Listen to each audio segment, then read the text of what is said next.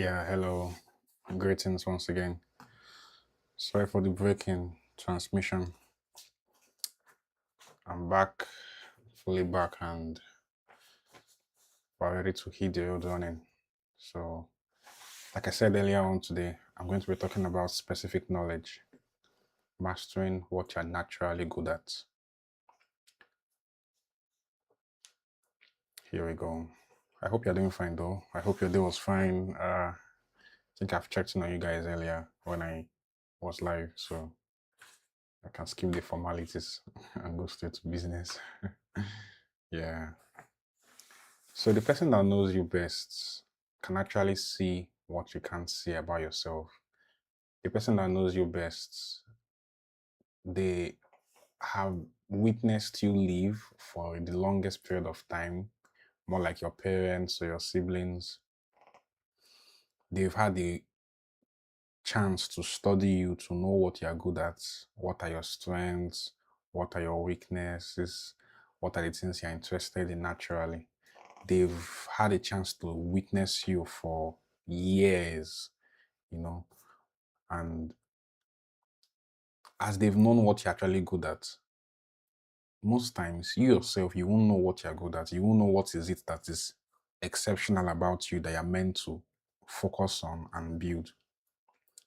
Most times we don't know what we are good at. It's people around us that tend to tell us when we ask, when we inquire from them.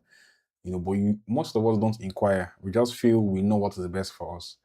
And surprisingly, you are not the one to tell yourself what you are actually very good at. It's going to be those that have witnessed you, like your parents, that have seen you grow up. They've seen you from childhood to when you got admission to university. So they like people that will know exactly what you are good at. And the unfortunate thing is that most of the time, the person in question doesn't know what they're good at, and they'll end up choosing to invest their time in something else that either pays well at the moment, maybe like a job that gives them the chance to leave the country, to travel out. Like now, so many people now that are not even in the medical field, everybody is rushing to nursing because nursing is the access point to gain some sort of legal residence in the United Kingdom, most especially that is very strict on giving people residency. Canada also the same thing. America the same thing. Nursing is now what most people are going to, and it's not everybody that likes nursing. Naturally, it's not everybody that likes seeing blood. It's not everybody that likes holding injection and being in such delicate environment. But because of the benefits, which is a means to an end, is a means to leave the country called Nigeria, is a means to escape this reality of bad governance and poor healthcare services, poor minimum wage, you know, hopelessness somehow for those that are doing the right thing, those that are finding a way to solve their problem. They can easily solve their problem because the country itself is like wild, wild west. So many things are not how they're meant to be, but those that are choosing to do it the right way there's almost no hope for them because things are very difficult. So sometimes they not choose to just make that decision, and it's a life decision because once you start something like that, there's no going back. There's no going back. So this lecture I'm having, this session I'm having, this live session I'm having with you now, to equip you to ask yourself some questions and retrace your steps if it's not too late. If it's too late meaning you are already above your 20s, you have to now choose to build on what you've built before. Although I'll go into that in details as the live stream goes on. So your parents see it all, they witnessed you as you go, they know what you're naturally good at, what traits you have in yourself that is unique to you, that is you, if you can invest more time in it, if you can just focus on investing your time and your resources into that thing, you would end up seeing yourself becoming more valuable. But parents and children don't have this conversation, especially in Nigeria, where the educational system is more like the mandatory stuff. And the educational system in Nigeria doesn't give you what you deserve. They just give you what you can get if you don't have the money to get to afford private universities. Because private university, you can go for what you want, but all these federal and state universities, sometimes you can apply for something and they won't give it to you. Although it's not that things are getting better. They are making the cutoff mark lower, which is not really a good thing because it now encourages people that are not supposed to be in the university to start being in the university. And you might see some graduates won't know how to speak coherently and stuff like that. No, but let me not digress too far. So specific knowledge is in recognition, is not in pursuit of credentials or paychecks or a higher salary like the way like what nursing is offering in US now and some Western countries. That is not where you find your specific knowledge that is defaultly in you that you can build upon. The field you're naturally good at is your field your specific knowledge is in. When you're doing anything in that field, you will not feel stressed. You will not feel like your life is wasting. You will feel alive. You will enjoy doing that work. It's also a work too. It's also a work, but you will enjoy doing it because you'll not see it as I am I'm not enjoying myself or I'm wasting my life or this and that. You just see it as okay, I'm enjoying what I'm doing. I'm being productive doing what I'm doing. And you'll be happy doing it and you keep on learning, although you will fail, because if you don't fail, you can't learn. So you fail at the initial stages. But with time, you become a master at that particular thing that you are investing your time in because that's like what is your natural calling. Like the way in the Bible, David was good at playing musical instruments. You know, if David now went and started learning iron smelting or becoming a blacksmith, that is different from what he's naturally good at. And you can see that because of he was very good at playing the harp, that's what brought him into the palace. And from there, his story in the Bible took off. So you have to be doing what you are naturally inclined towards, what you are very good at naturally, what you feel you can do at ease and you won't feel stressed. You just feel comfortable. You feel like you're enjoying yourself, but you're being productive. You're earning from doing that thing, but you won't feel the depression or you know emptiness that some people feel while doing some 8 to 5 kind of work, some blue collar jobs that pay well, but the accomplishment is not coming to them because that is not what their soul. I'm not saying their soul. That's not what their spirit craves them to get involved in. That they're just doing it for most likely the monetary aspects of things. So let's get one thing clear. Every human being actually can learn anything, but it's not everything that can be taught. Do you get what I said? Every human being on earth, so far as we put our mind to something, we can learn anything. But it's not everything that can be taught. Yet some things you have to learn it from you be actively involved in that thing. You can't learn it by going to school. Hey, nice one, nice one. So you can't learn it by going to school. You can't learn some things by just basically going for a master class session and you feel from that master class session you learn everything you're meant to learn. No, it doesn't work like that. Specific knowledge is built with you being in that field, making those mistakes, learning from your mistakes, getting more experience, and mastering it. So there are stages for you to acquire specific knowledge as it is. It's not just because of you are doing something, therefore you're going for a 3-month master class, therefore you can learn. No, no, no, that is not how it works. That's why it's called specific. It's not called knowledge in general. Knowledge in general is different from specific knowledge. Anything you learn, you're gaining knowledge. You get? But specific knowledge is going to you now, learning in the field that you are naturally, your spirit is drawn towards. Investing your time in that field, that's what gives you specific knowledge. You get? That's what makes you powerful. That's what makes you great. You get? So in life now, the most valuable things that exist, the most valuable things in life generally, they are gotten through genuine pursuit of your curiosity and your passion. Like if you think you want to build something excellent or you want to do something excellently, you have to be doing that thing in that particular aspect of life that your soul is drawn towards. Yet, for example, now musicians, Celine Dion, Michael Jackson, there are many of them. That's where their soul, their body and mind has been craving for, and they went on to focus on that and become great at it. You get? There are those that are into science, Albert Einstein, Isaac Newton. Curiosity towards space, curiosity towards natural things made them to become great, excellent scientists. Is it in medicine? Medicine, you have those that invented polio vaccine that was monumental. Penicillin during the World War for reducing injuries and stuff.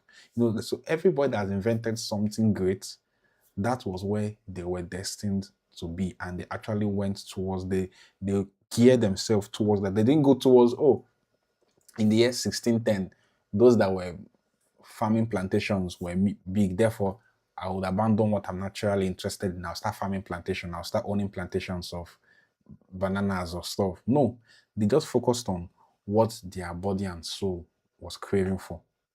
As they focused on that thing, they made mistake, they learned, they got better, they were feeling happy doing it. They didn't feel like they are doing something that is stressing them. You get? So you need to be in the domain of your specific talent that is unique to you. Everybody's good at something, actually. Nobody is a waste. It's just that the world educational system is not structured in the right way to let it be like um farming one, two, three. They can be teaching you general English, multiplication times table, all those minor stuff. Then at some point, they're meant to call the attention of your guardian or your parents. They will now discuss and say, okay, what is your child actually good at, or what do you think he might be good at? And he might not even know it immediately because then he's still quite young. But let's say after secondary school, before university, university should be to go and learn what you are specifically good at, not to learn one vague course that you don't have any interest in, or just to follow in your father's footsteps because he was a doctor, therefore I must be a doctor. Because my mom studied law, therefore I must study law, so that I don't waste the connection, the network they have of lawyers or maybe barristers or whatever. That will give me leverage. So let me also go into law because my mom is a lawyer, a senior lawyer. So therefore things will be easy for me. You don't need to think like that because your life is only once. You only live once. You don't live multiple iterations of life. Even if you are to reincarnate according to Buddhism or Hinduism, if you are reincarnating, you will not be aware that you've lived here before. But there might be some deja vu moments you witness, but it doesn't mean like you have all this memory you have now. You come afresh again, like a total reset. So you have to maximize this life that you have. Like everybody viewing this video, you are so lucky to be alive. If you can do the probability time graph of your existence and your non-existence, you are more likely to not exist than to exist. So if you're existing, you should maximize it to the fullest. Maximize it to the fullest. So back to what we were saying now. Specific knowledge is not something you can learn in a classroom. It's not anything you can be trained for. It's not something that you can just pay a tutorial for and they'll come and teach you specific knowledge. No. That's because if you are looking at that, everything that you've learned in school now is just to gain a certificate, something that certifies you that you can do what millions of people can do. Because they're not teaching you anything unique in school. What are teaching over 100 million people globally. So 100 million people on the same level playing ground. Even if you study accounting, there are over 100 million accountants globally. If you study banking and finance, or you studied business management, or you studied anything you study, just know that there are other people that have studied what you studied and they have the same certification as you. So what you study in school is not going to make you extraordinary. It will just make you on par with the global standard to an not even global standard to the regional standard. Because if you're schooling in Nigeria, um, yeah, some private universities and some federal universities like Unilag, University of Ilorin, University of Ibadan, those ones I think they have good foundation in some courses, not all courses, but some courses. So if you are lucky enough to study something like that, that gives you an edge. But that is if the course you are studying is in line with your specific knowledge that is defaultly in you. You know, specific knowledge is deep. You know, is deep. Is deeply embodied in you. Is the understanding that comes from natural aptitude, like just from your natural existence. You are drawn towards something. You can easily understand something. You can easily see yourself being inquisitive about a certain thing, you're curious about something, you know, it comes naturally to you. You don't need to do too much. It's more like your natural talent, you know. Specific knowledge comes from sustained engagement with something that you're interested in naturally, like your domain, not just casual. Today, I partake in it. Tomorrow, I abandon it. Next month, you come back to it. Next week, you leave it again. No, you have to invest your time. You have to invest your time in that particular thing for a while. You need to like be in that domain. You need to make mistakes early.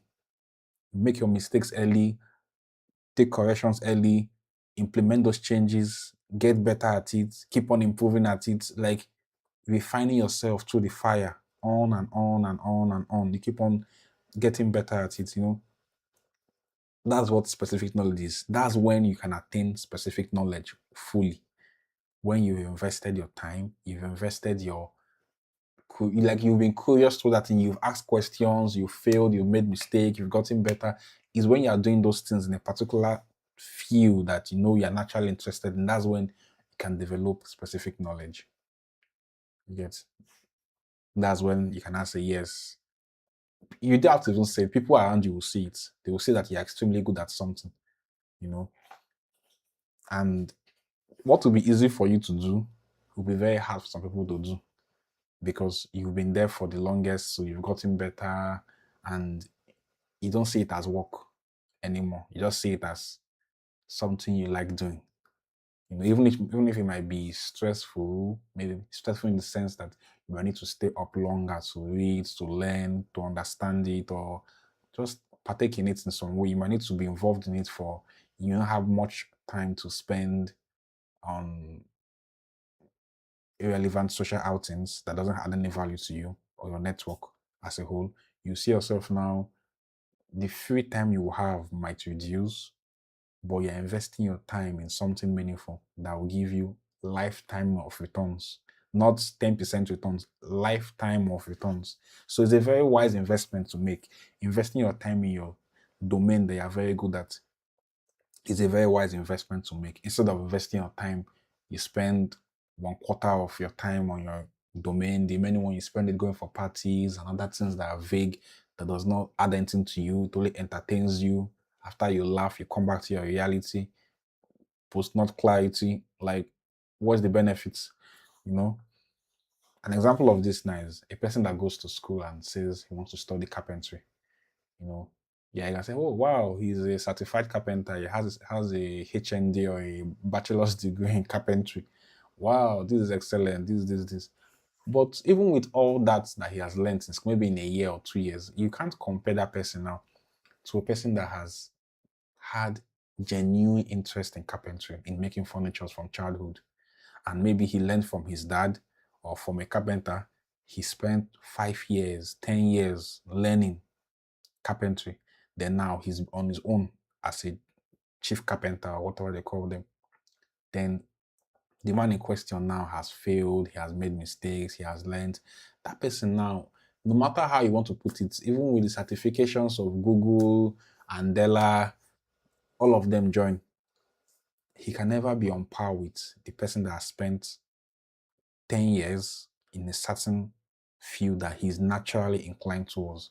Not everyone that studies carpentry is interested in carpentry. Not everyone that studies medicine is interested in medicine.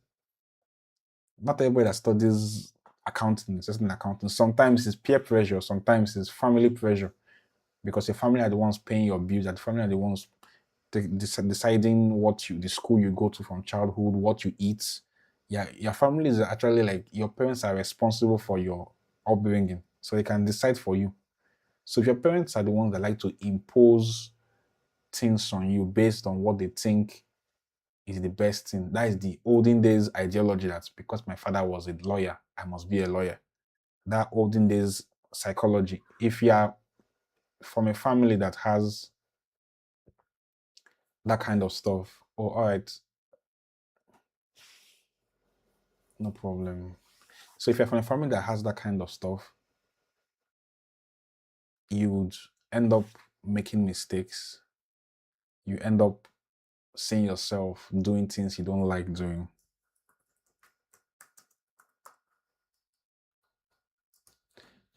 You end up doing things you don't like doing. You end up seeing yourself just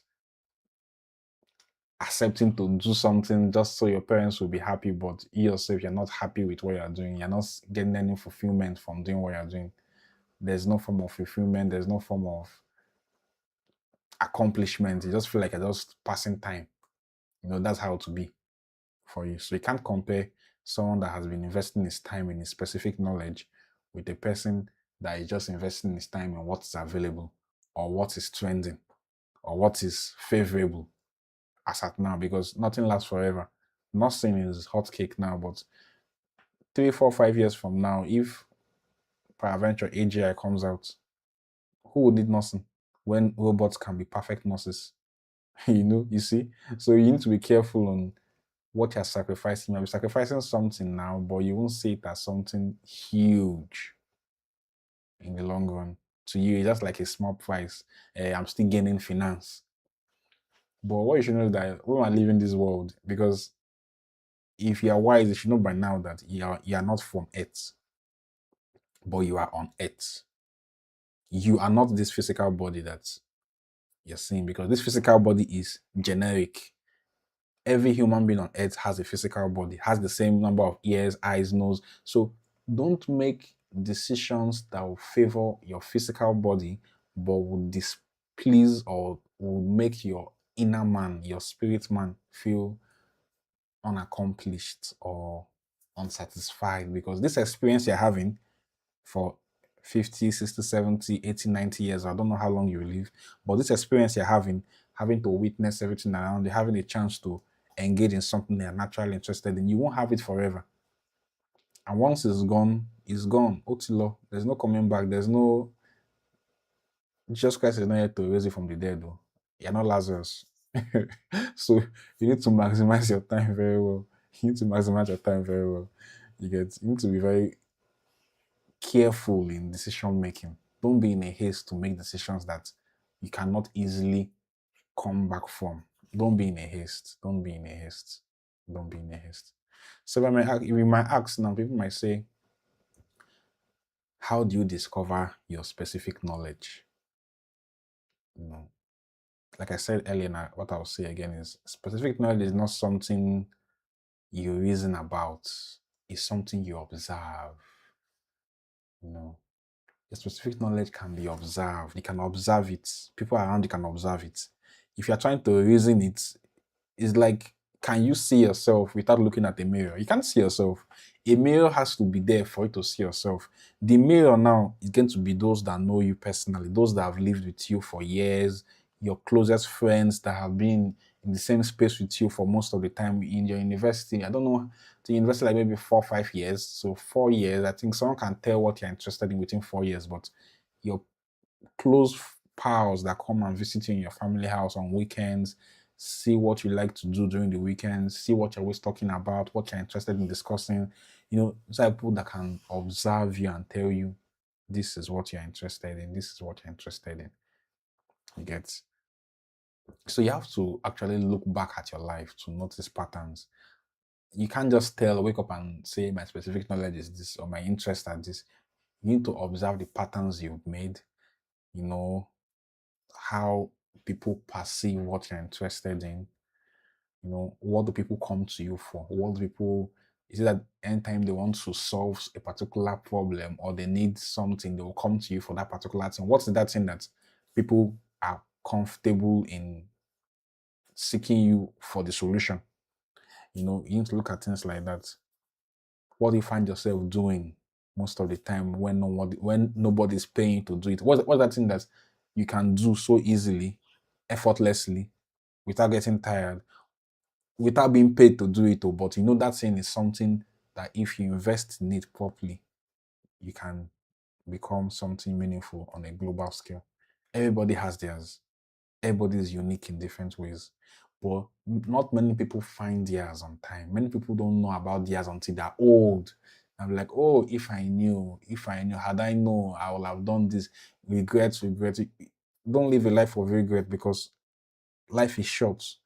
So I'm just giving you the keys to know how to plan your life so you end up having a meaningful life at the age of 80 or 90. You feel happy. You feel blessed. You know, people closest to you, that the ones that will tell you what you're really good at, like your parents, like I said, your siblings also too. That the ones that can tell you. And if you want to know it from them, you can ask them. You can ask them. You can speak to them. And when you're asking them, don't try and start defending what they will tell you, or don't try and start interpreting, trying to correct them, or no. Just listen to what they have to say. Ask them questions like, what do you see me being naturally good at? You know, ask them, what do you think comes easy to me? Listen to what they have to say. Just be calm and listen to what they have to say. They would tell you things about you that you don't know about yourself. But when they tell it to you, you now start saying that, oh, truly, truly, I'm actually interested in this. I actually like this. I like doing this. I like doing that. But it's until somebody tells it to you before you can now affirm it and realize that truly this is what I'm interested in. So you need to don't be defensive when you're speaking to them. Just listen to what they're, and ask meaningful people. Like I said, your parents, not your girlfriend that you met last 3 weeks that will tell you what you want to hear, but won't tell you the truth.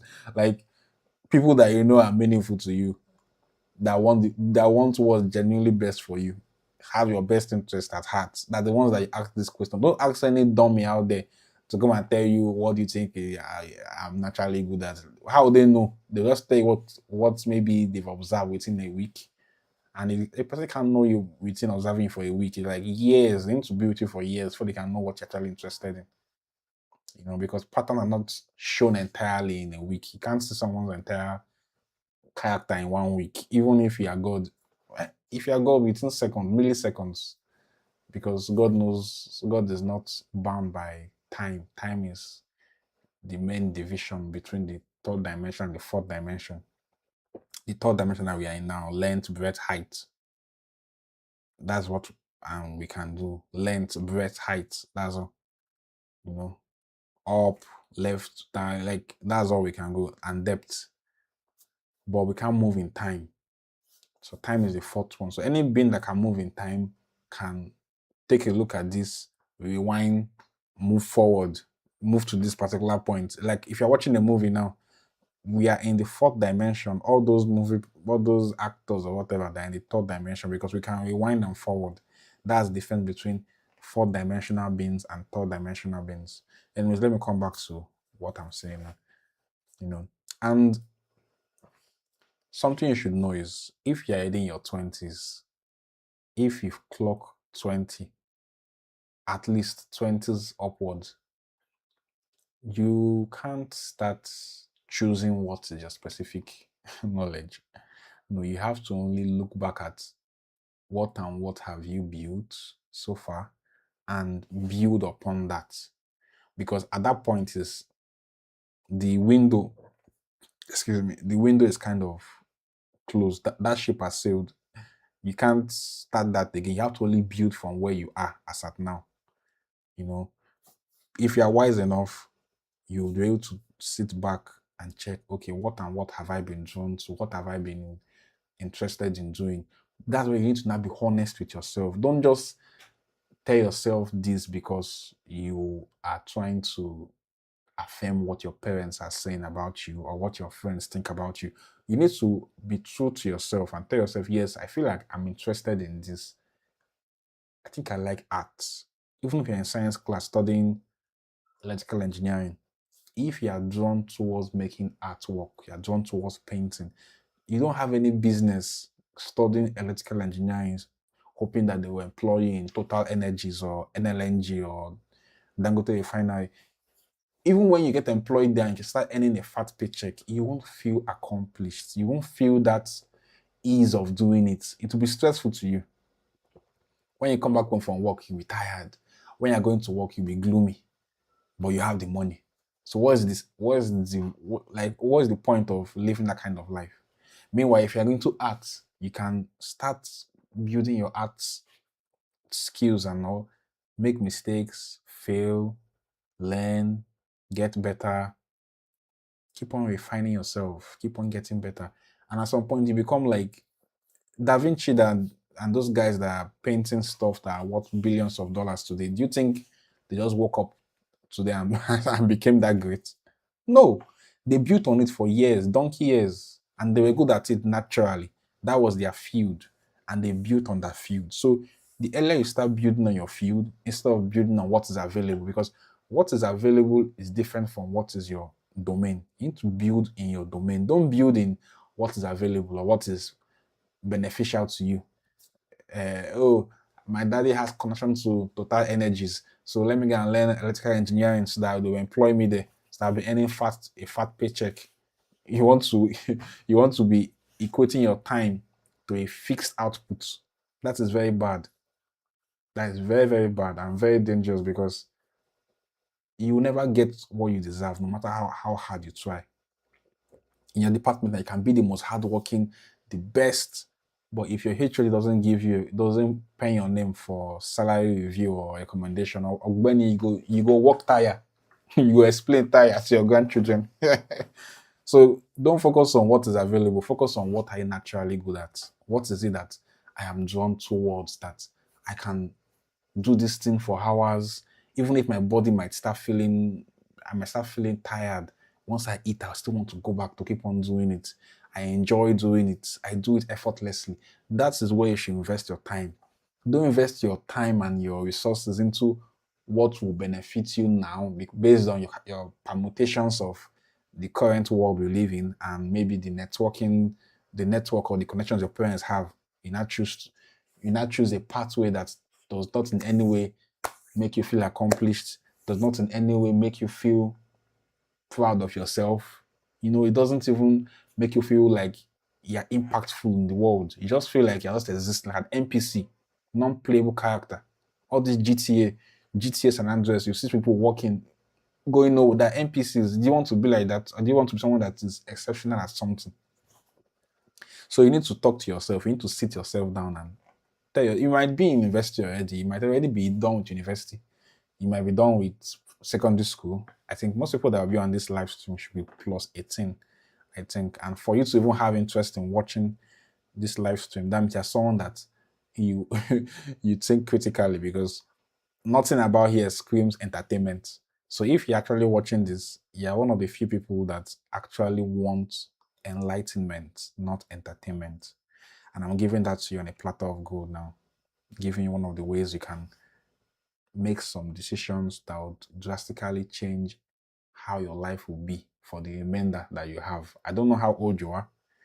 I don't know how long you've been on earth, but the remainder of the life you have now, you have the chance to make some decisions that would drastically alter it, create a new timeline that will lead you to the promised land that you need to go to. Or you can remain in the timeline if you're already in your domain of your specific knowledge. Bravo, you are where you're meant to be. Remain there and keep on getting better. You get. But if you're doing something that does not add any sense of accomplishment or fulfillment or make you feel happy while doing it, then you need to start rethinking what you're doing.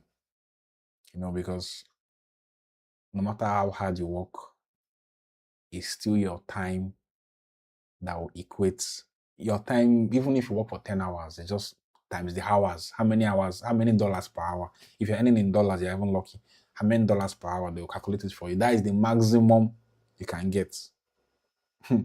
Times 7 times 4 for a month. That is the maximum you can get. But if you're in your specific field, if you're doing what you enjoy doing, you will get so good at it that people would gravitate towards you. The world would be interested in you because you'll be exceptional at it. And anybody that's exceptional, no matter what it is you're exceptional at, you demand, you have value, and value brings funds naturally.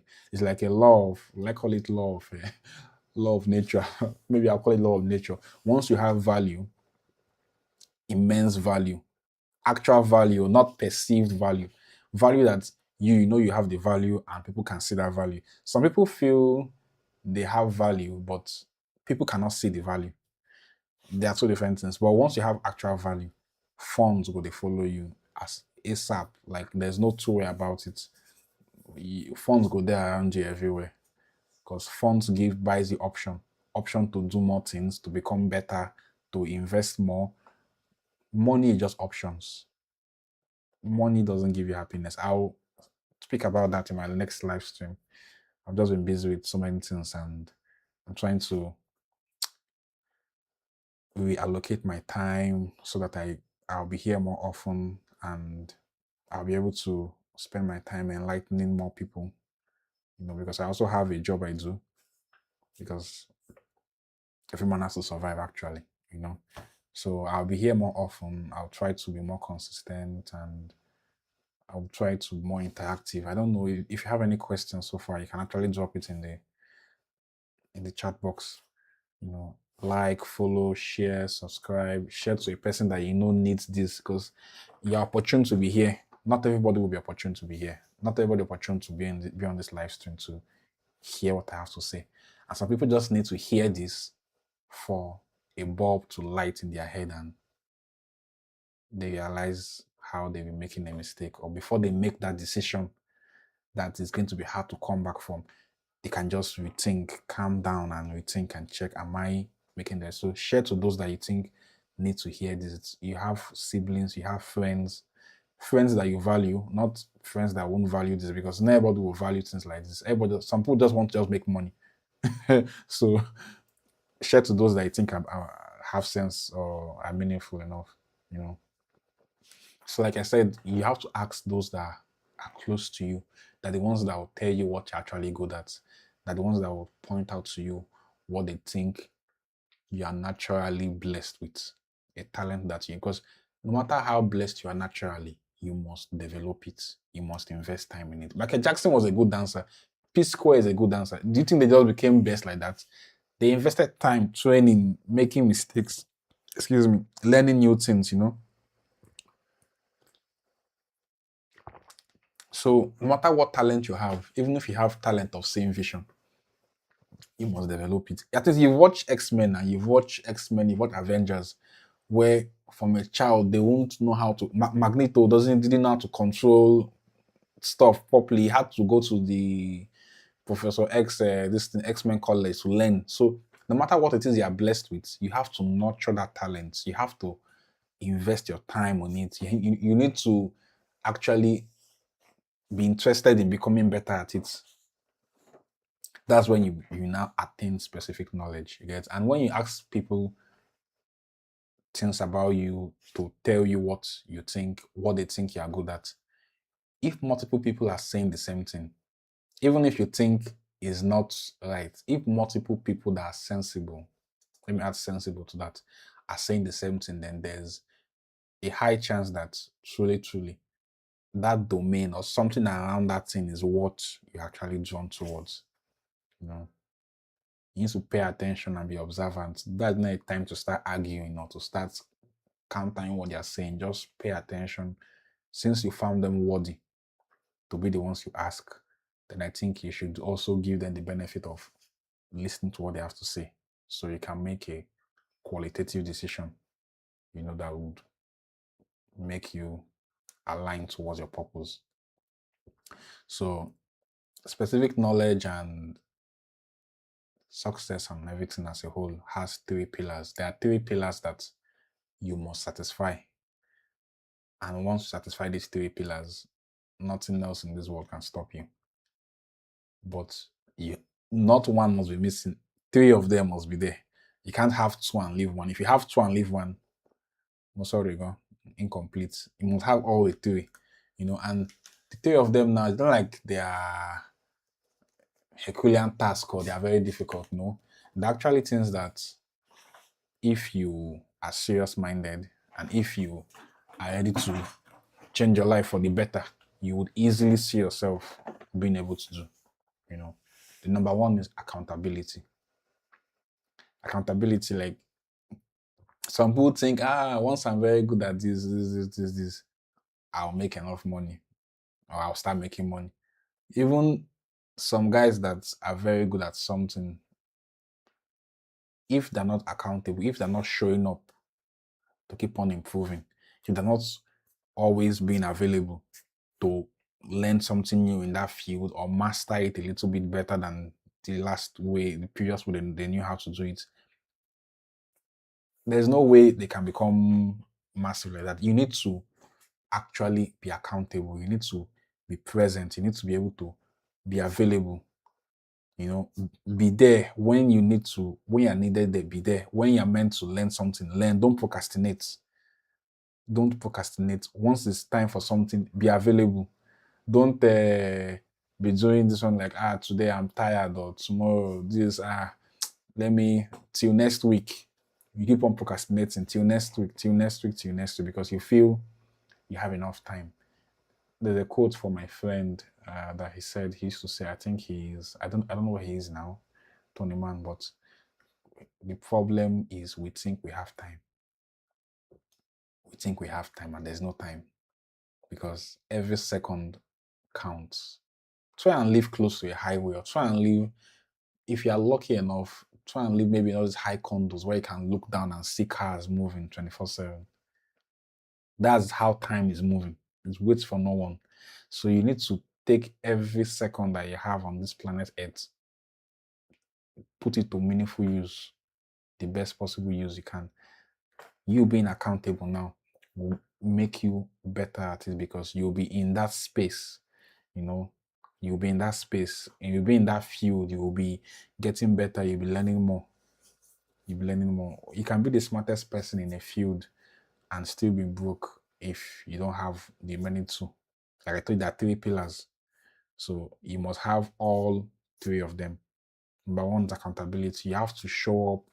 You have to be consistent. You have to invest your time into something, even when it's not pleasing. There will be times when you'll be tired or you'll be like, God, I wish this or I wish that, or you just feel like, what's the point? Because everybody feels that way sometimes. There'll be times when you feel like just, I think I'm tired. That is what you need to give yourself more reasons to continue. That's the time you need to put in more effort to continue. That's the time you need to put in more effort to counter that negative thought. Because that thought's a negative thought in the sense like, this is what I'm good at.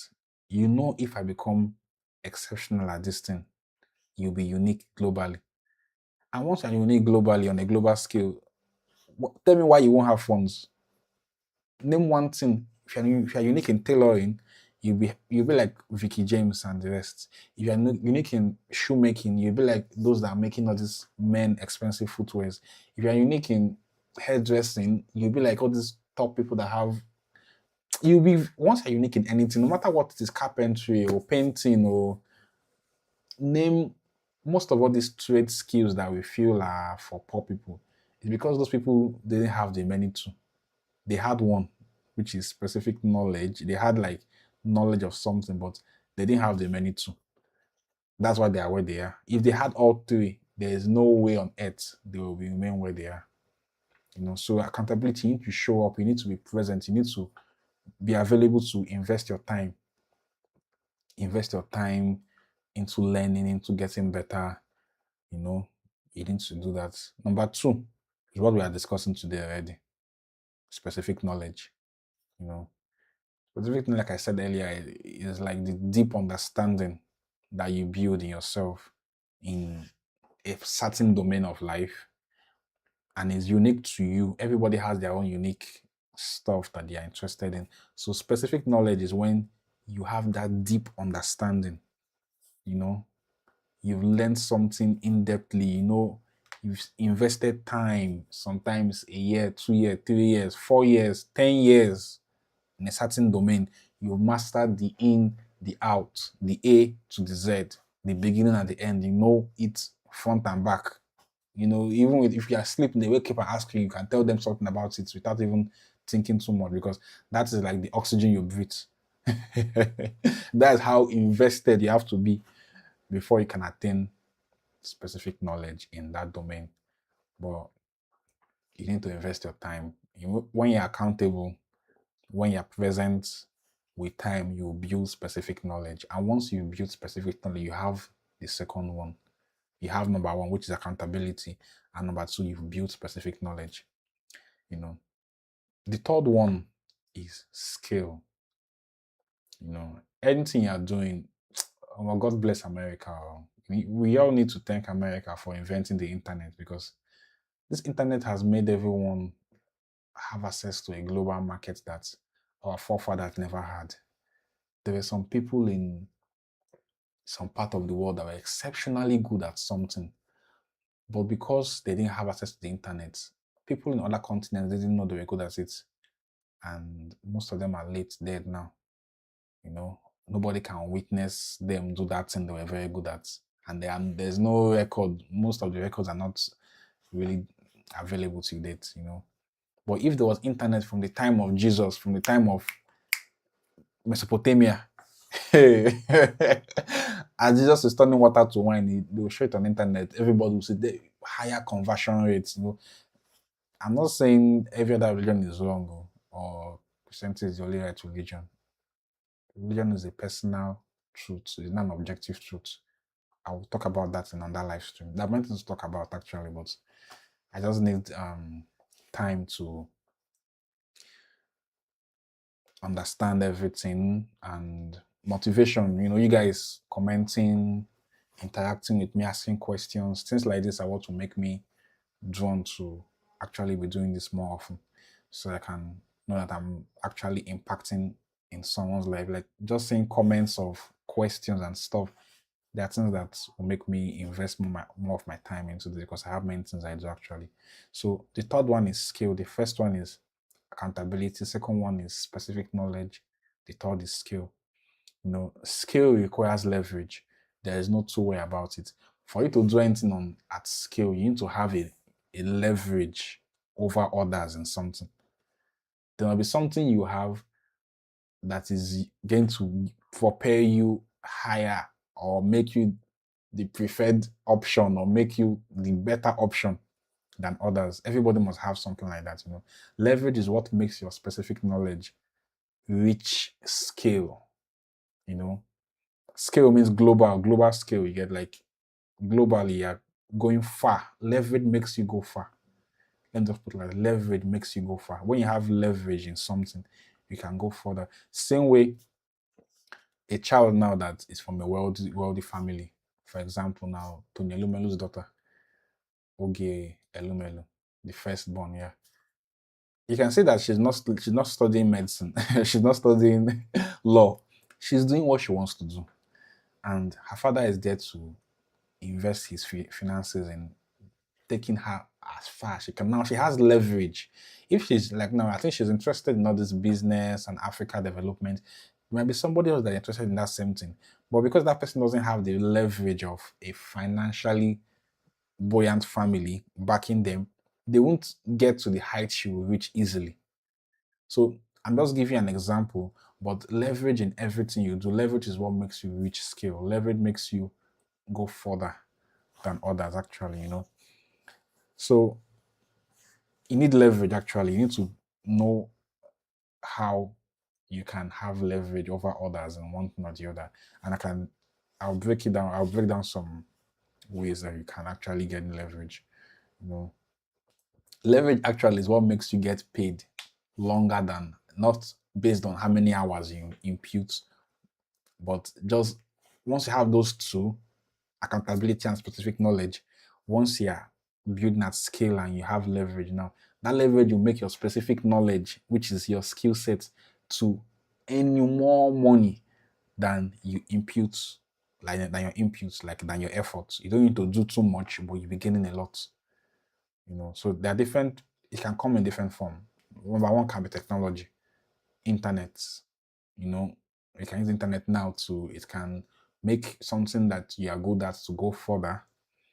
Content creating, encoding, like making a video that carries information that is unique to you, or the way you pass information, excuse me, is in a unique way that people can relate with. Now, from that content creating, you're talking about things, or you're doing things that you're really good at. And that way now, you will then, people will be drawn towards what you're saying on a global scale. And from there, you're earning more by you doing less. What is the less you're doing? You're just doing what you're good at, what you enjoy doing, but you'll be earning more by doing what you enjoy doing. You get some, it can be your finance. Your finance can be a leverage. If you have huge finance, okay, for example, now, if you have lots of monies and you want to invest, I would say mutual funds or treasury bills in Nigeria, because Nigeria is somehow becoming a stable country, but we're not yet there. But at the same time, the interest rate is, I think, high, but the inflation rate is higher also too. But the currency is kind of being stabilized. I won't say it's being subsidized, but I'll say it is being stabilized in a way. So it hasn't gone too high or too low. It's just within a certain range. So if you have $100 million now, you invest it in treasury bills, T bills, or mutual fund, at least I think a good 16% should come to you after a year. 16% of 10 100 million is not 16 million. So imagine getting $16 million without you doing anything. That is the leverage you have. That is the leverage you're utilizing. So finance can be a leverage, technology can be a leverage, content creating can be a leverage. People can be leverages. You can leverage on people too. You can bring more people into your circle that would make what you're doing go further, go out faster. Like, it will just make you better overall. So your leverage is not just only finance. It can be technology, it can be content you're making, it can be people, it can be creating something once, that when you create it once, that thing can be reused multiple times, or it can be sold as services. Like America is a service-based country now, because they just do one thing once, put it out there, everybody will have to start, like ChatGPT now, America. Cloud AI, America. Microsoft, America. Apple, America. Oracle, America. So most things are from there. So once they create it once, people tend to utilize that thing you've done year on year on year, like consistently. They keep on needing what you're good at. They keep on needing that service that you provide. So that's on that way you can build leverage. You get. So the formula is accountability plus specific knowledge plus scale equals money. Clean, legal money that will not give you sleepless nights. It will not make you feel not accomplished. You will feel accomplished while you're having money. You will feel good while you're having the money. You won't feel like you're wasting your time. You feel like, I'm enjoying what I'm doing. And at the same time, you're making money. So it's like a win-win situation. You're not losing out on anything. Then coming to something that I noticed, and I think people don't know. I don't know if they know, but I've noticed it. I myself have gone to the university. I'm a physicist. I studied physics. So I'm someone that knows a lot of things about the esoteric realm of this world, because I am drawn to questioning everything. The educational system that we utilize on earth, it does something different. It just teaches people to be replaceable. You know, it makes people to focus on learning what makes them on par with everybody else. They just teach you. The educational system actually teaches you what can be trained, things that they can train you for, is what they teach you in the educational system. And after doing all of that, they just teach you to compete on credentials.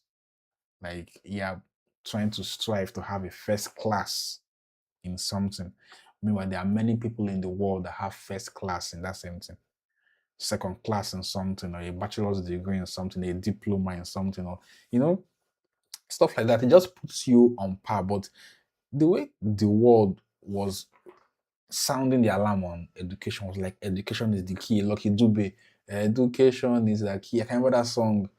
Like everybody thought education was the key, education was the solution, but education just makes you on par with everyone because education does not teach, it doesn't seek what you are good at and guide you in developing it. It just teaches you what like on par, general knowledge, you know. And how is that going to make you outstanding? How would that make you unique? It doesn't make you unique in any way. It just makes you regular. It makes you ordinary. So for the longest, we've been thinking the education, once a person is educated, the person is going to make it or this. And that is not how it works. That is not how it works. It's a certificate that is held by 100,000 people. What makes your own special? If the certificate you have now, 100,000 more people have it, what makes it your own special? Like, what do you think makes your own unique or special or outstanding when 100,000 people have that same thing that you have? Yet, the most valuable knowledge is knowledge built as part of a layer of your obsession within your domain, within the thing that you're interested in. Like, any knowledge that you gain that is surrounding or that is related to the particular thing that you are drawn towards by default, you know, that one is the most valuable form of knowledge because you'll be drawn towards understanding how things work in that space entirely. And you become a master in that domain. You become a master in that domain.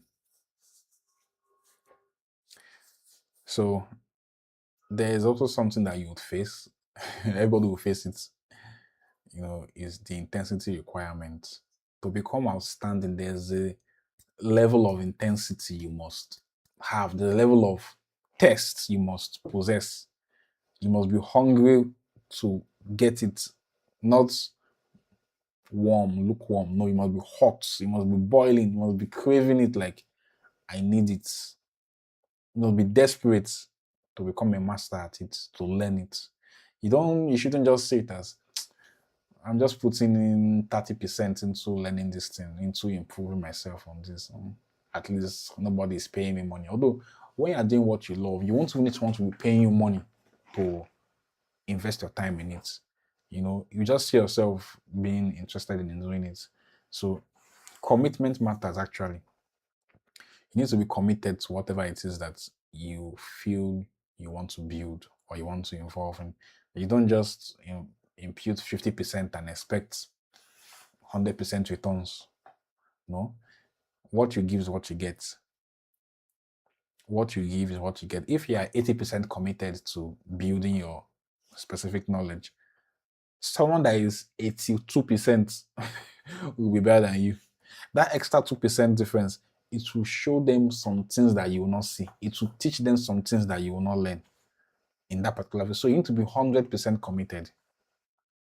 You need to be all in, cashing bring your life savings. I'm not saying money, like invest your time 100% in that particular thing that you want to build. Don't put in half, don't put in to third, put in 100% so that you will not leave any stone unturned. Ensure you leave no stone unturned. Learn all it is, invest all you need to invest so that you become the best you can be. Become the best you can be. And this is where this money trap comes in now. Now you might already know, okay, I'm good in art making, good making artworks. You might be working on that. Next thing you hear, your mom will tell you that, yeah, I'm thinking of sending you to UK to go and do your master because now UK where Nigerians they go now every night most if there are 1 million Nigerians overseas within the past let's say 10 years, at least 60% went to the UK at some point or are still in the UK self. 60%.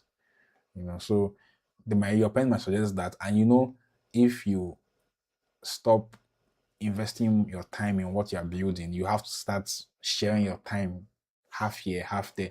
I mean, I think half here, half there. It won't work because you're not 100% invested in that particular thing that you're trying to build. You need to be 100% invested. Like you need to be all in because once you can see that you are doing something that is difficult to others but it's easy to you, if you invest your time in it very well, everybody will be coming to you to seek you to do that particular thing for them or to help them with it. So don't let go of what you are building because of what is paying more at the moment or what is in vogue at the moment. Things change, nothing lasts forever. But what is inside you is inside you forever. Prioritize abstract things you can't see, but you can feel are more valuable than what you can see. Because everything you can see can cease to exist, but things you cannot see, or more, leave them. They go worry you for long. They go worry you where you get. So if you're a person that you feel I have multiple specific things I'm good at, I have multiple things that I'm interested in, good and fine. It doesn't mean that you should not abandon. If you have 10, doesn't mean you abandon 9 and choose only one. No. If you have multiple things that you're interested in, what you will do is you have to look back, observe properly, then find the intersection. If you are drawing Venn diagram, those that went to if almost everyone have done Venn diagram where you just circle intersect with and that circle here and that circle here. Maybe they'll put Messi on dribbling, goal scoring, playmaking. You now put Messi and Ronaldo. Messi will occupy goal scoring, occupy dribbling, occupy playmaking. But Ronaldo will just be in maybe dribbling and goal scoring. You get so that middle point that three of them intersect, that's where you should now focus more on. So that as you're doing that part, as you're investing time in that particular thing, it is spreading to every other thing. So because you can't have two entirely different things that you know you're really good at. I'm not sure it's possible. You can't be very good at artwork, art in general, and still be very, very, very, very good, interested in something like science, programming. Art is abstract most of the time. Programming is logic. So combining those, you can't have two extremes. I'm not sure it's normal for a human being to have two extremes as what they are very good at. Elon Musk that is very successful, he's in a certain domain. You guys can you guys like write in the comments what you think you are very good at, what you think is your, based on everything we discussed, what do you think is your calling? What are you naturally good at? You can just write yours in chats over there. So don't abandon the remaining 9. Just find the intersection where everything intersects and move on from there. If you're not genuinely attracted to something, if you don't feel moved by something, if you don't feel interested in something naturally, don't force it. Don't force it. There's no point forcing it. It's not worth the stress. Just focus on what you're genuinely interested in and build from there. Don't force yourself to become interested in something you're not naturally interested in. You don't force things like that. It doesn't work that way. It's like you can't force a dog to always stand on 2 toes. It has to bring it 2 at the front down eventually. So if it's not working, it's not working. If it's not there, it's not there. If it's there, it's there. You don't need to force anything. Something like this should not be forced. They shouldn't be forced. Specific knowledge is technical and creative. I use the word technical and I use the word creative for a reason. Technical in the sense that specific knowledge itself is at the intersection of those two. When those two meet, two Venn diagrams, where they intersect of technicality and creativity in a certain domain, that's where that is what your specific knowledge actually is. Yet technical knowledge is the foundation, yet it's more like you understanding how something works. You've seen the patterns, you've understood the A to Z, you understood the process of getting something done on and on and on, and you've mastered the process of getting that thing done. Well, that is the technicality aspect of specific knowledge. you know. Then the creativity aspects of specific knowledge is, what do you now do after you've known how this thing does? What do you do with that knowledge? What do you create based on your mastery of how something is done? You know, what makes yours outstanding? You know how this thing is done, but what's that extra spice that you add that is you that can do that because you mastered how it is done, so you can also tweak it in a better way. You can do yours in a slightly better way. That slightly better way now can be 90 something percent, maybe 95%. Then the mastering it as a whole can be 90%. Then that extra 5% is the creative, is you now adding your own spice that makes it unique, makes it exceptional to you. Moonwalk, Michael Jackson's Thriller, there's something unique about him. He's not regular. Usher is a good dancer, yes, but MJ's dance is still ahead of Usher's dance. There's that extra. Usher has his own too. He's a master in dancing and he has good vocals and all, but MJ went to the extreme of the extremes, when it comes to mastery. Extreme of extremes is where MJ went to. So that's why I'm saying technical and creative, both of them, they are intertwined to give you specific knowledge. You know, any job that you think they'll tell you, come for this master class to come and learn how to do this thing in 3 weeks, or come and learn how to do this thing in 1 month. Okay. You can't teach anything on specific knowledge. They can't. Anything that you can learn within a time frame, that is not specific knowledge. Specific knowledge, you learn it as time goes. It's not something you would master 100% in a week or 2 weeks. There's no time frame to mastering your specific knowledge, but the more you are accountable, the deeper your specific knowledge in a domain. Then the deeper your knowledge in the domain, once you add skill, you've unlocked it. Three of them. Present gives you value. Value brings money. Something like that. So instead of you settling for the money that is fixed per hour, you can aim for the money that gives you accomplishments, makes you feel accomplished, make you feel like you're living your destiny. It makes you feel like you're doing what you're destined to do. That kind of feeling is very sweet. The world itself rewards depth, not shallow, it's not understand it 30%. No. That's why you can see that all top companies, those that are still hiring, is hiring those that have gone to the extreme of that particular thing, even if that particular thing is not what they are necessarily interested in naturally. So the world, it rewards depth. You need to be exceptional. You need to be excellent at something for you to gain global attention and global audience. And Michael Phelps, best swimmer. No, there is no argument about it. Do you know how many Olympics he has won? Do you know how many times he trains in a week? Take it just to swim like this. I'm from Ijo. I'm from Delta. I'm from Bayelsa. I'm a water Pekin. I'm born inside water. I think it's just something like that. Do you know what he has invested? His time, his resources.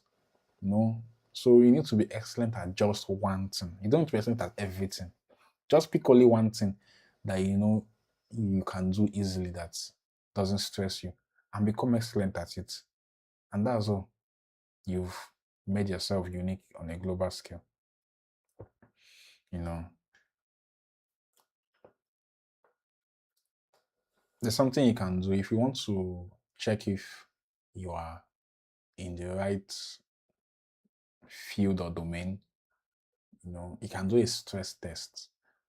You need to just you need to look back, just relax and observe yourself for a while.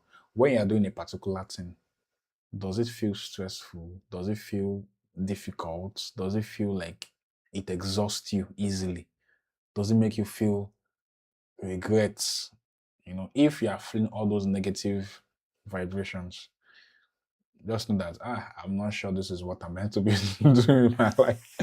I'm not sure this is what I'm meant to be doing in my life, because if you are in your specific domain, you won't feel any of those kind of vibrations. The vibrations you feel will be accomplishment. You'll be enjoying it. You'll be enjoying. Although you might still get tired though, because no matter how hardworking you are, the human body will get exhausted at some point. But it doesn't mean that it will be as bad as when you feel like you regret, you just feel like I'm wasting my life. No, you won't feel that way. You just feel tired. Yes, you need to rest. You need to stop for a while and rest. But you won't feel like you're wasting your life or you're doing something that you have no interest in. So if something you're doing is very stressful to you, just know that this is most likely not what I'm supposed to be investing my time doing. People that are in their domain, they feel engaged, they feel challenged to do better, to invest more time. They don't feel like they're wasting their time. They feel challenged to invest more time into whatever it is that they are currently into. You know. So try doing something that you're naturally suited for to make your life easy. You will enjoy your life very, very well. Very, very well. So remember, like, subscribe, share the video to your friends, those that you want to help them to get better in life, those that you want to guide them in making the right decision, those that maybe your friends have told you that plan on Japan to go and learn care work in UK. Let them watch this video. Let them watch this live stream. There's something they're naturally. I'm not sure anyone is. People are that are naturally interested in caring for the elderly or the old, but they end up turning into businesses.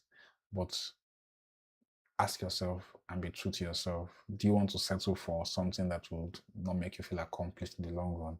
Or do you want to take your time to build something that 20 years from now, when your child is asking you, Father, thank you so much. What guided you in making that decision that made you to resign from what you were doing, or to focus on this, or to do this or that? You'll be glad to tell them the story of how you listened to a live stream. A random guy, somewhere in Nigeria, in Lagos, that spoke to you, and he utilized the internet made by America to pass information to you that convinced you to make a different decision, that gave you the outcome that they're enjoying at that moment. Your specific field will never feel stressful to you. Just focus on doing what is naturally suited for you. So, from observation, after you've observed and everything, how do you now become a master? How do you become a master at whatever it is that you want to be in life?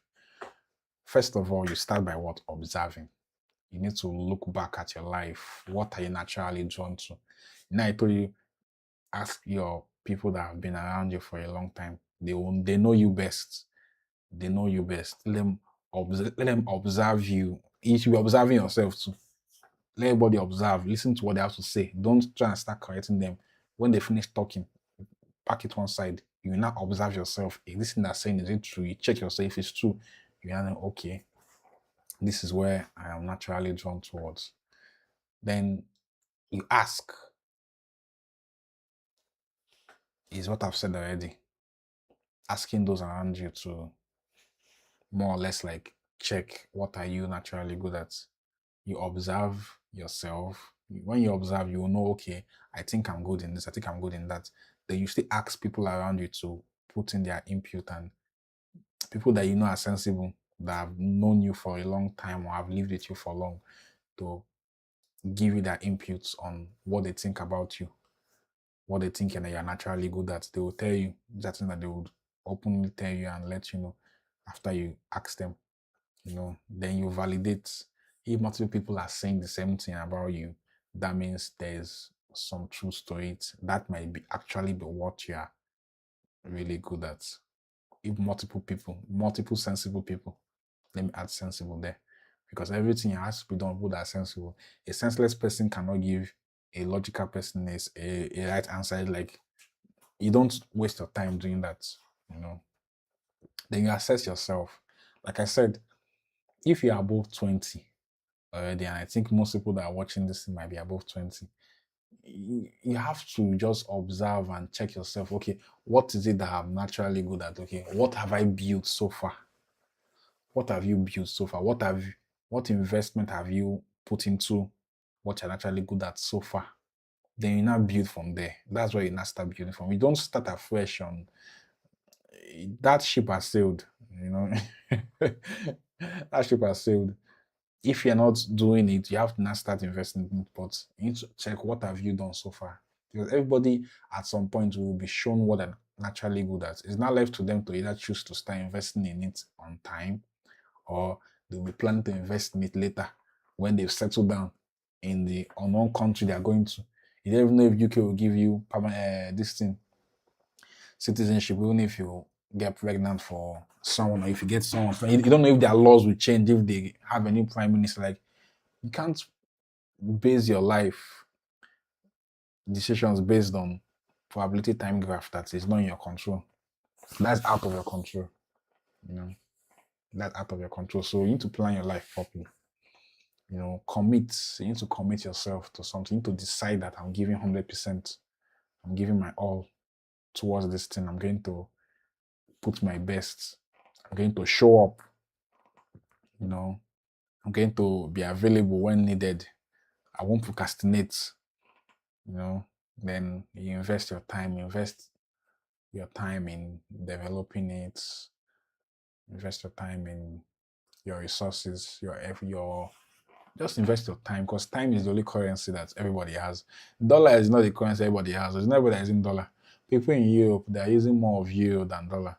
People in Americas, that is not and South, are using more of dollar, because dollar is the reserve currency of the world, yes. But the main currency that every living organism has is time. Time is the greatest currency you have. Time supersedes dollar times infinity itself. Because dollar is not pegged to anything. Before it was pegged to gold, but now it's no longer pegged to gold. Although America has the largest gold reserve, but it's no longer pegged to gold. It's now pegged on public trust and perception. So that's why you shouldn't think dollar is the highest. Time is the highest. So anything that is going to waste your time, or anything that will make you feel like you're not investing your time wisely in the long run, just not you're actually wasting your highest currency. So you actually need to just be consistent, be willing to listen to people around you that you think can tell you more about yourself than you know about yourself. You need to be accountable. You need to develop specific knowledge. Then you need to understand how to use skill so that you can make a lot more from the little input you put. If you do something once, that thing you do once can multiply constantly and give you more feedback, funds. So that's basically it. Refine, learn from the feedback you get, keep on improving, and you become a master at whatever it is that you're interested in. It's not hard though. You just have to make up your mind that you want to do it.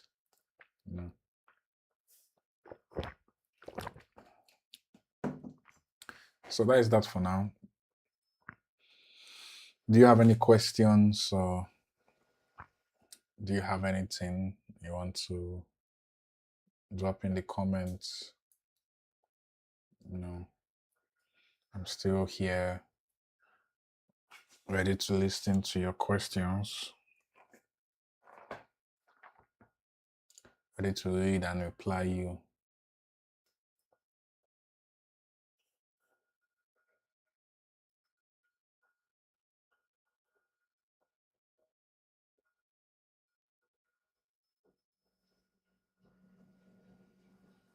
Any questions, y'all? Any questions? Remember, like, share, follow me on my handles. I post clips on YouTube, I post clips on TikTok. If you go to my profile, you see my handles. Follow me there. I'll be posting more clips so that you can easily see specific chapters and everything I talk about, because I'm not sure you have time to watch the whole live stream all the time. Although with clips you can get the key points, and those key points you can just share it to someone that need to hear that particular thing, because the best thing you can do for anyone is to let them realize that they still they can make amends no matter how bad it is. You know, they can start now to make amends. The earlier they make amends, the better. Nothing is too late. Nothing is too late.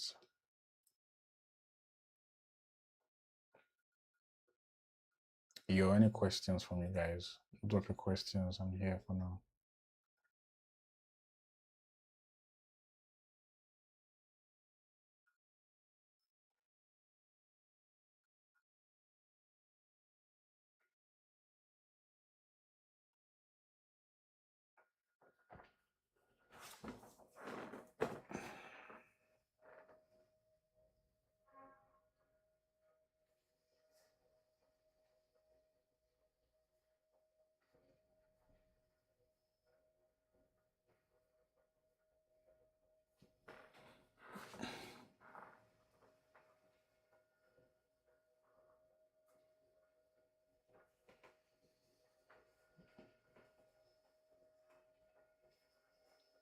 Seems you guys don't have any question. So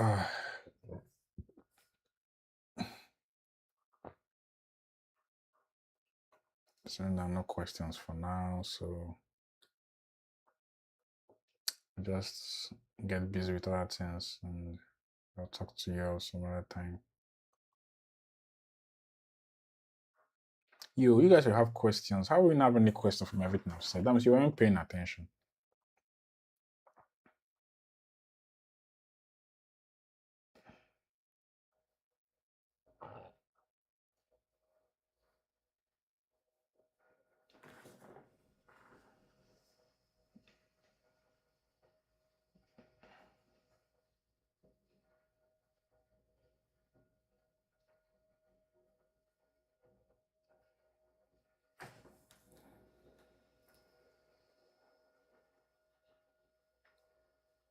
Yeah, I literally like interacting with you guys. I don't like the silence because I don't know what question you have. You can ask any question actually. It mustn't be related to what I spoke about today. But I want to interact with you guys. Mm.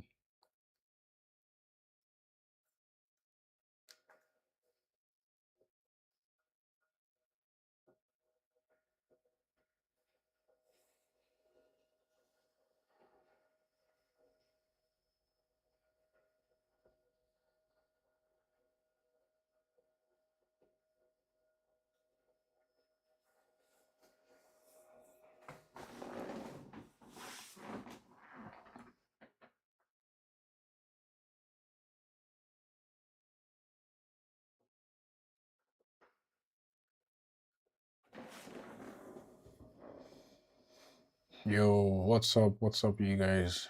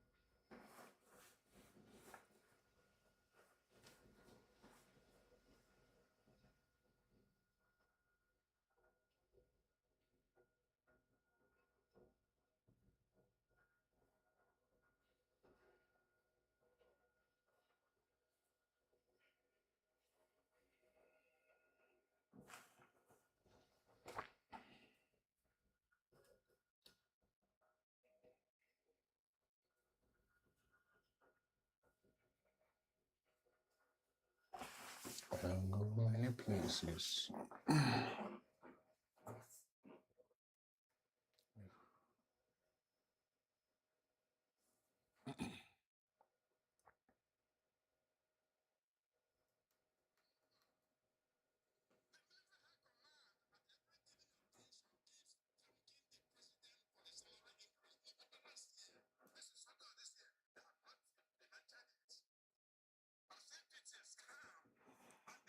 Hmm.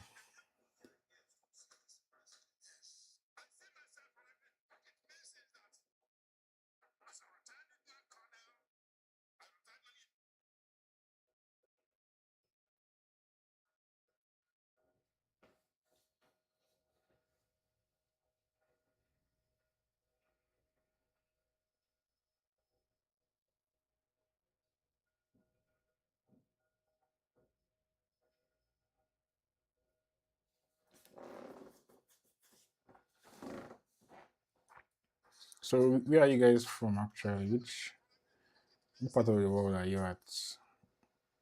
Are you in Africa, outside Africa, or where are you at?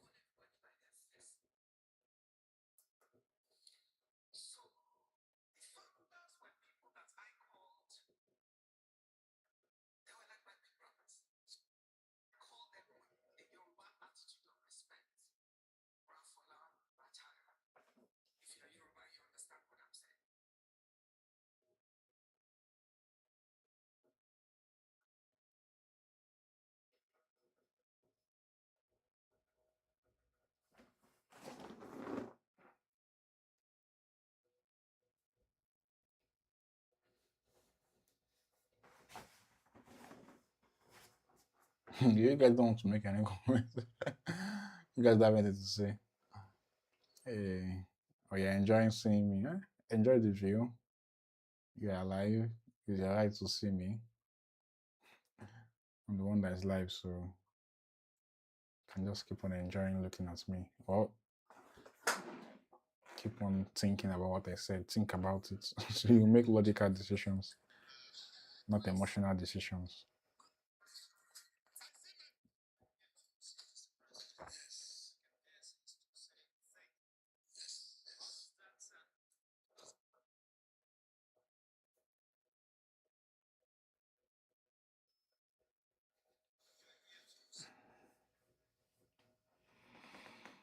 Hmm.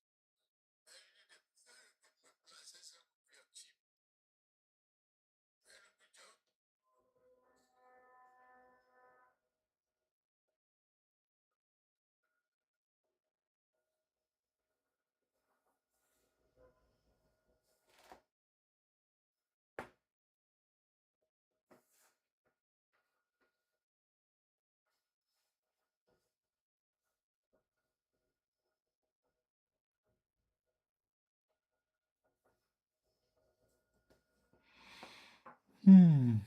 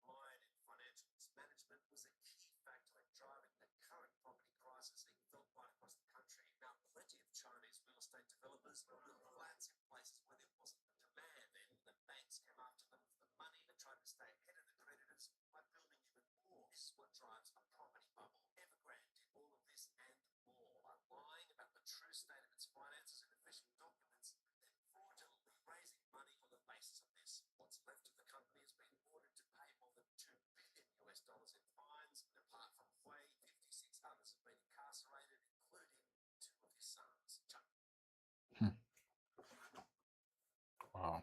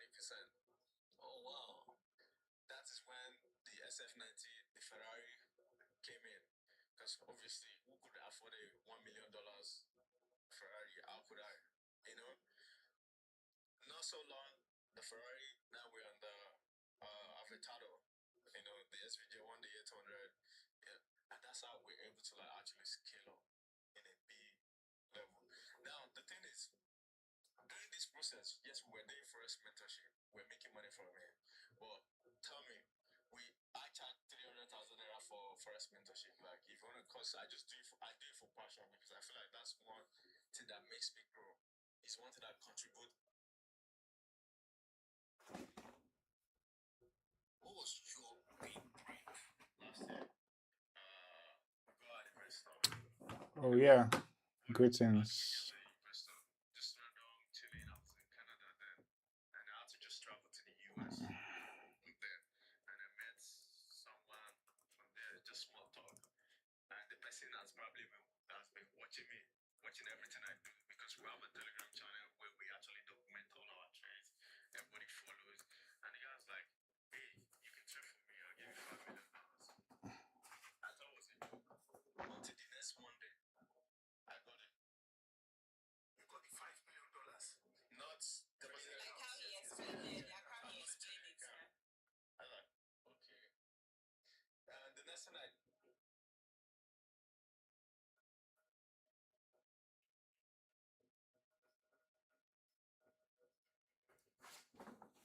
What happened to your headset?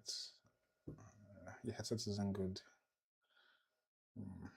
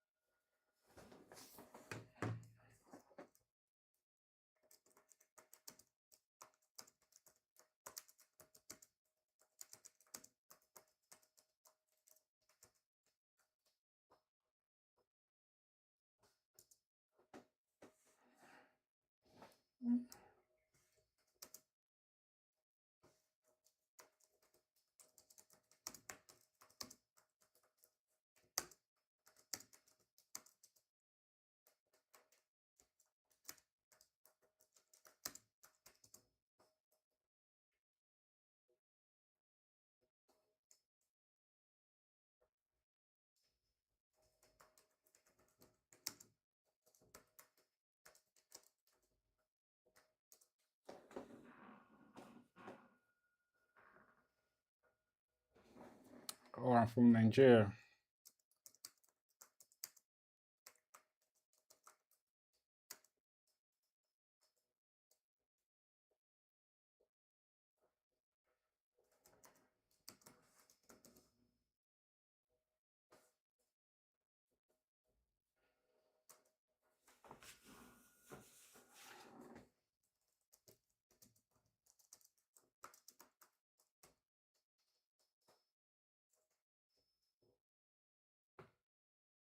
Nice meeting you.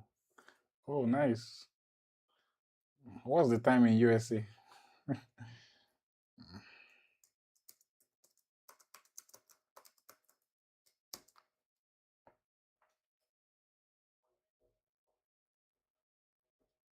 Oh, wow. Nice meeting you. Nice meeting you. Nice meeting you too. It's almost 12 p.m., 12 a.m. over here. It's almost midnight. So I'm just in my study room. No.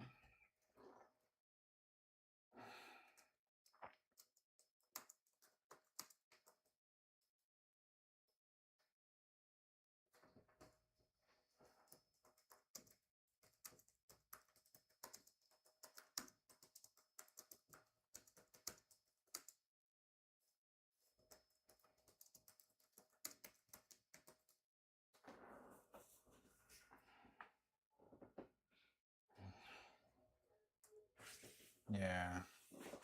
Do you have any question?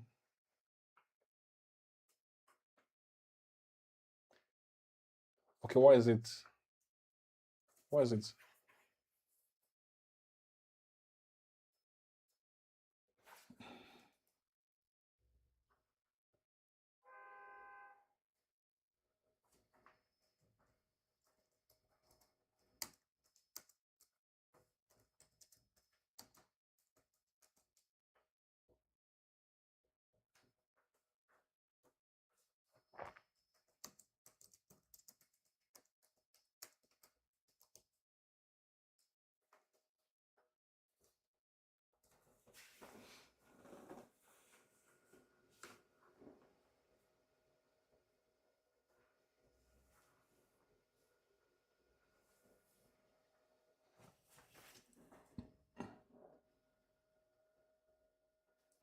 Oh, okay. I'm currently using OBS. I'm using OBS for this live stream.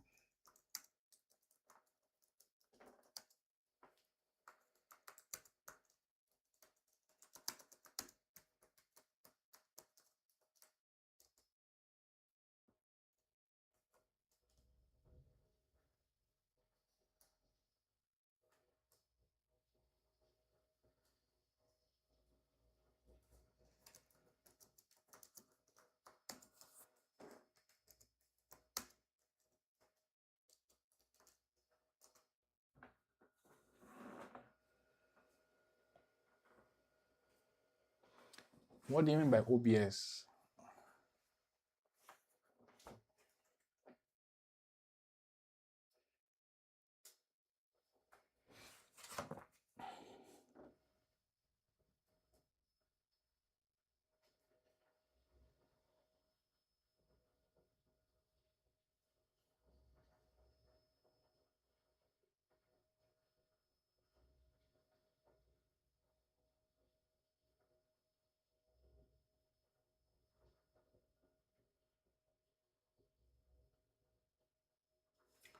Okay.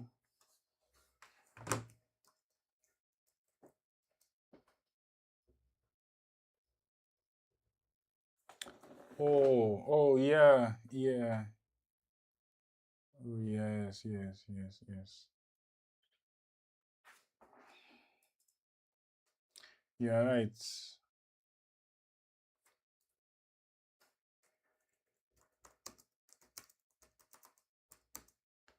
Yeah. Hmm.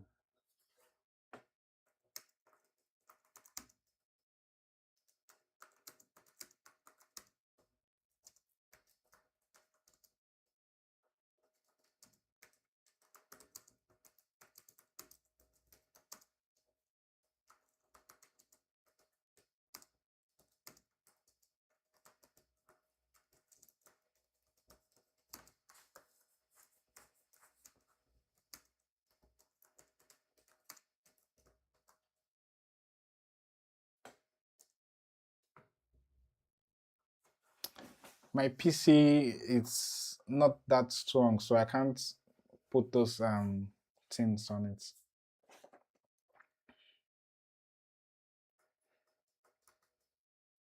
Yeah, yeah, yeah, actually. I'm just settling for this because are you serious? How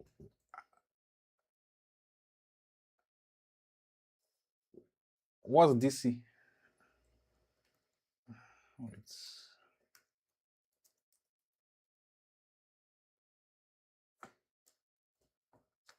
I'll be happy for it. I'm interested in that.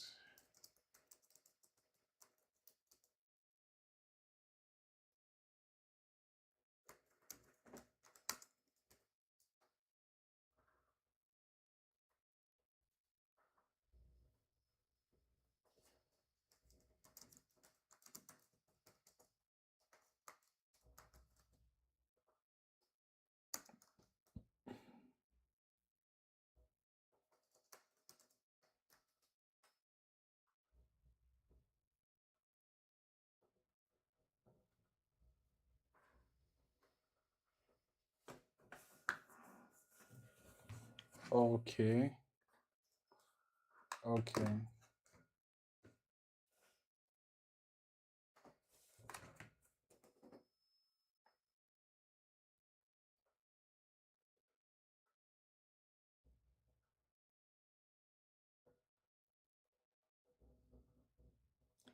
Oh, okay.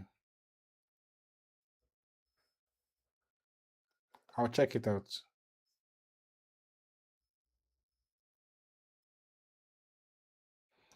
Let me go to my Discord and check it out now.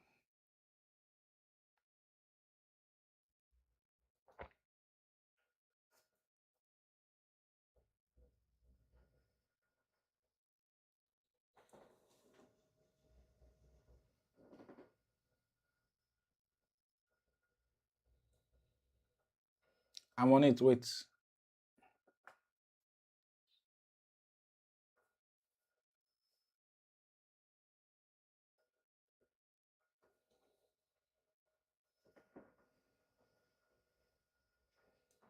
I've sent it. I've sent it.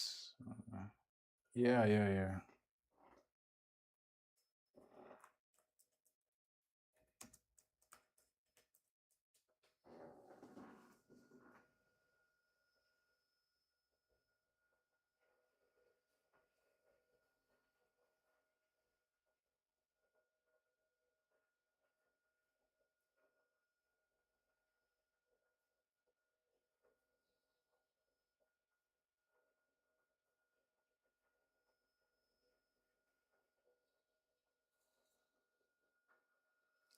All right, wait.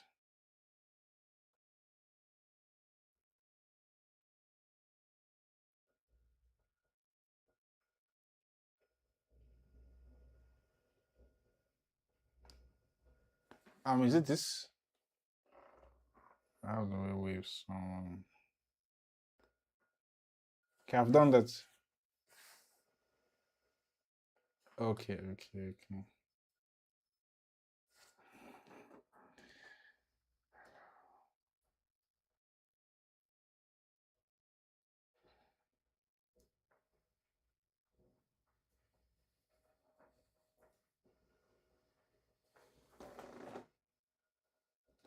Oh wow.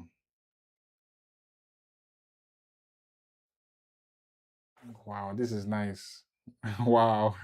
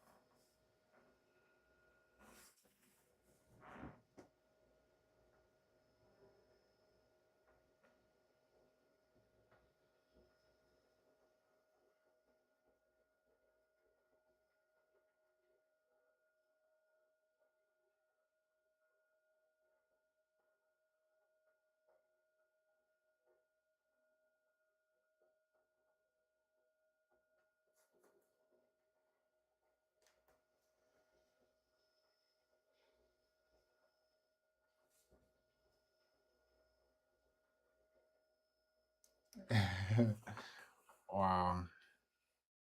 Um, hmm. Um,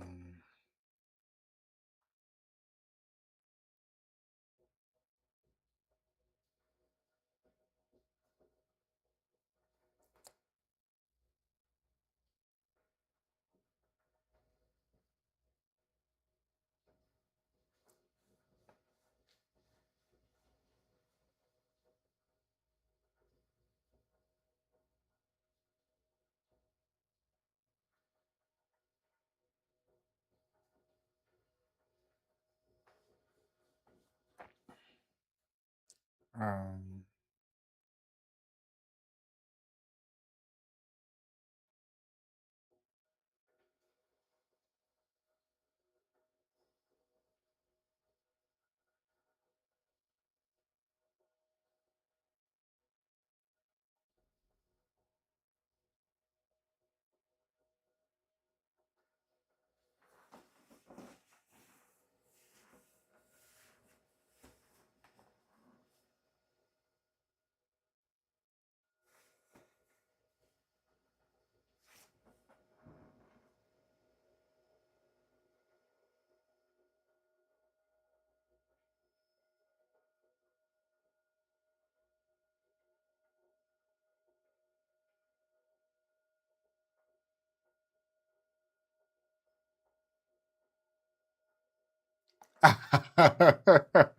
wait, wait.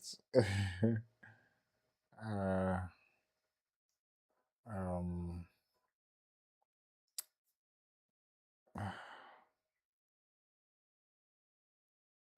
okay, any amount.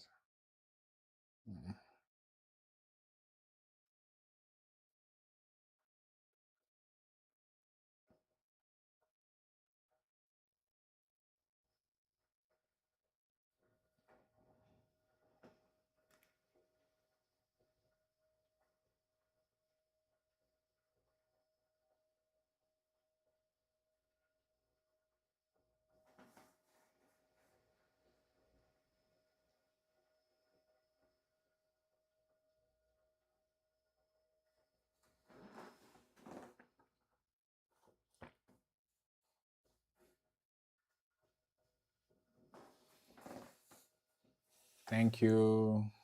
Thank you. I appreciate. Thank you.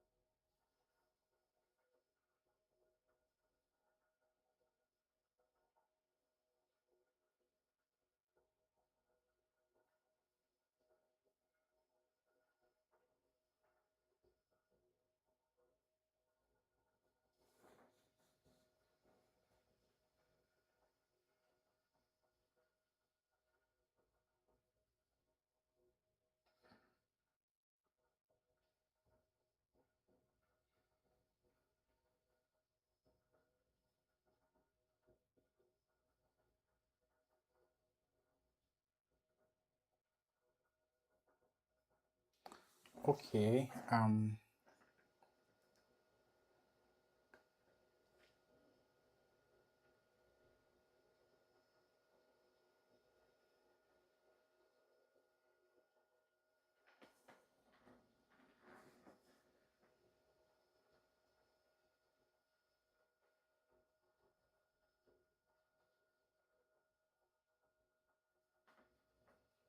Oh, nice.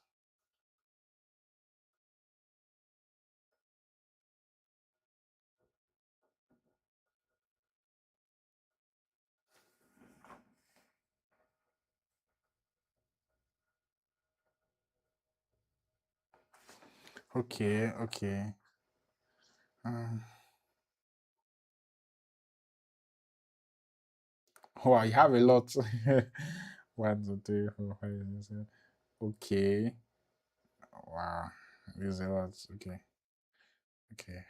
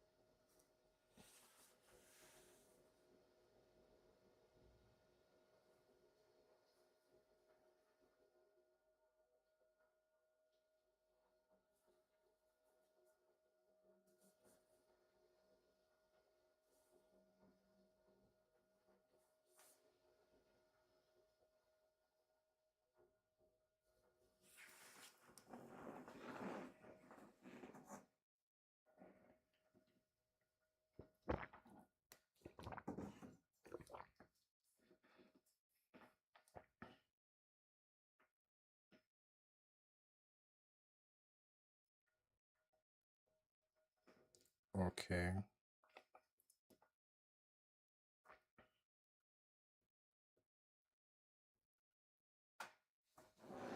Hmm. Okay. Think.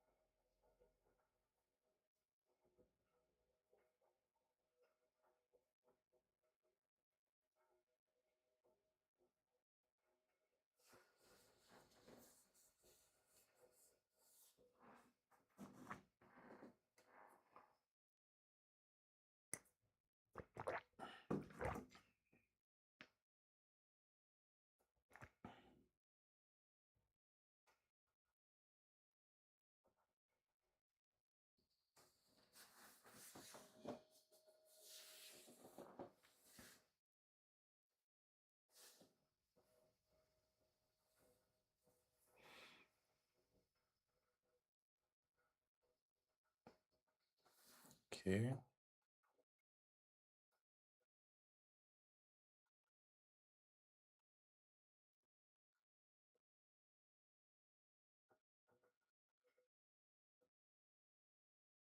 Yeah, it's cool.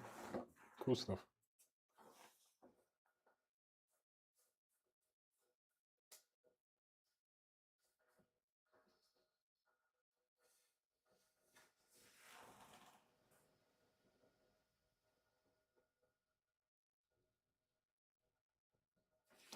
Okay.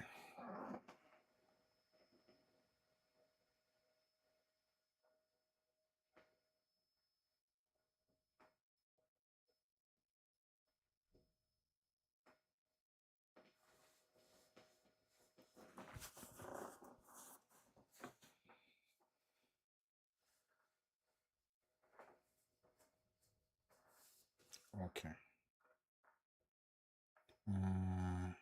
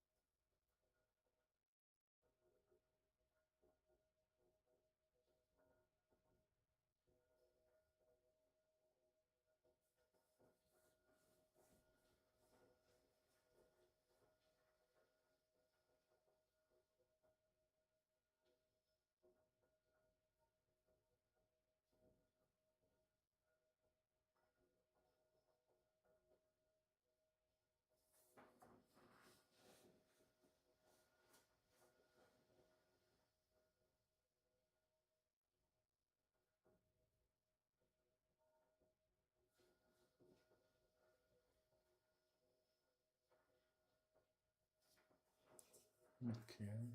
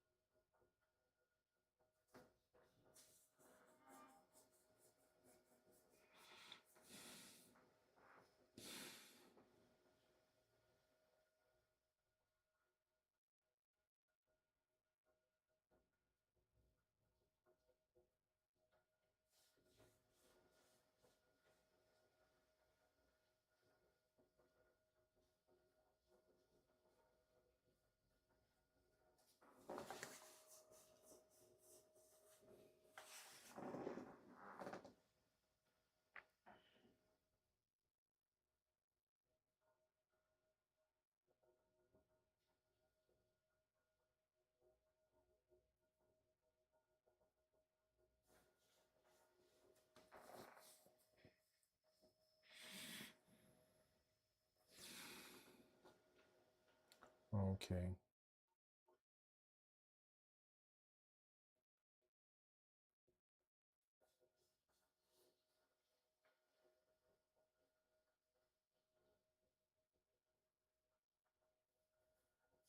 Oh, this is nice.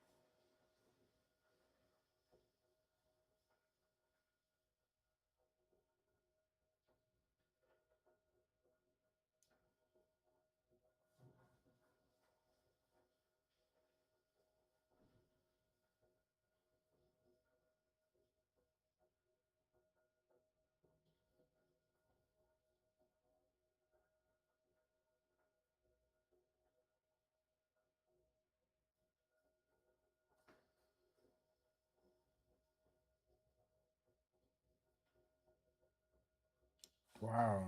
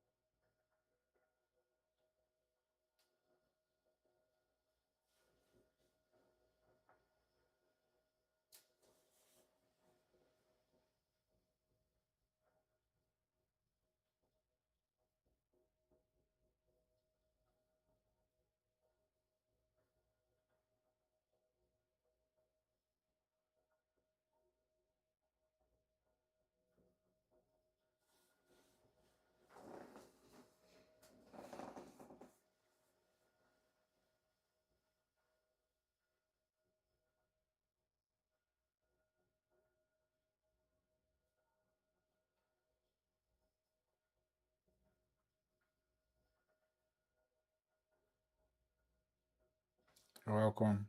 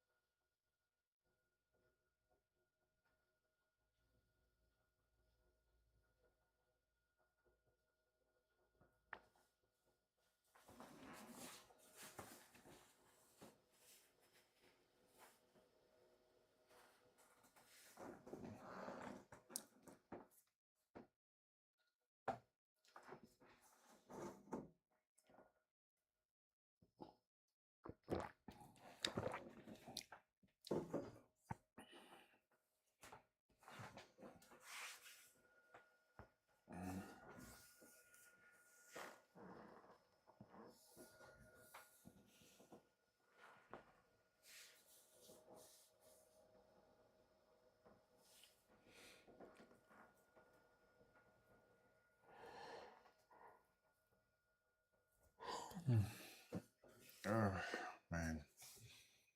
I'm already feeling sleepy. So tired.